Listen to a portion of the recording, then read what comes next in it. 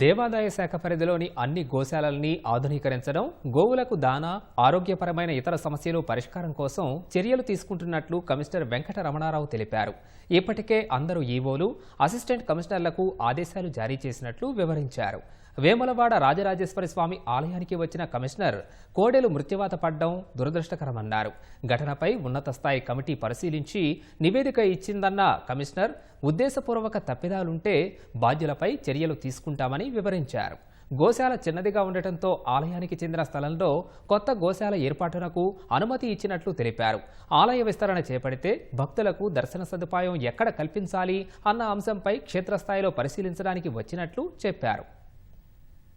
జరిగిన కొంత దురదృష్టకర సంఘటన, కొన్ని గోవులు కోడి దూడలు చనిపోవడం అన్ని పేపర్లో మనం చూసాం.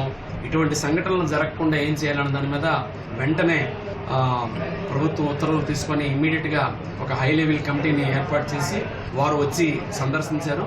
అటు టెక్నికల్గా, అడ్మినిస్ట్రేటివ్గా ఏం తప్పులు జరిగాయన్నది వాళ్ళ ఒక సంక్షిప్తమైనటువంటి నివేదిక ఇచ్చారు. ఒకసారి దాన్ని కూడా పరిశీలించి బాధ్యులు ఎవరన్నా ఉంటే ప్రత్యేకంగా ఇది ఇంటెన్షన్తో జరిగిందా, తప్పిదం వల్ల జరిగిందా, యాక్సిడెంటల్గా జరిగిందా, ఏదైనా వైరస్ వల్ల జరిగిందా, ఇవన్నీ కూడా వాళ్ళు ఇచ్చిన నివేదికను మరోసారి పరిశీలించి జిల్లా కలెక్టర్ గారు దీన్ని చాలా జాగ్రత్తగా మానిటర్ చేసి డిస్ట్రిబ్యూషన్ ఆఫ్ దూడలను కూడా వెంటనే చేయమని ప్రభుత్వం ఆదేశించినందువల్ల అది కూడా ఆ యాంగిల్లో కూడా పరిశీలించి ప్రభుత్వానికి ఒక నివేదిక సమర్పించడం జరుగుతుంది.